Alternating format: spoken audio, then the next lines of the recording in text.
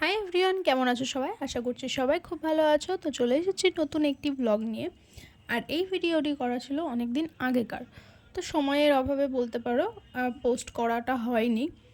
তো বাড়ি থেকে বেরিয়ে পড়েছিলাম আর এই যে ট্রেনে করে যাচ্ছি। তো আজকে ছিল আমার একটা শ্যুট, একটা ব্রাইডাল শ্যুট ছিল, যেটা আমার লাইফের ফার্স্ট টাইম শ্যুট বলতে পারো। আর ট্রেন থেকে নেমেই নিয়ে নিয়েছিলাম একটা টোটো।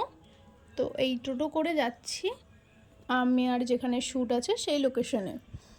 তো এই সবুজ গাছপালা দেখতে দেখতে যাচ্ছি, আর মাঝখানে কোনো ক্লিপিংস আর নেওয়া হয়নি।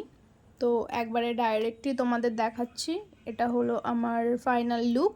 তো কেমন লাগছে সবাই একটু কমেন্ট করো। আর শ্যুট কমপ্লিট করার পরে চলে এসেছিলাম স্টেশনে। তো শ্যুটটি ছিল আমার কাঁচরাপাড়াতে।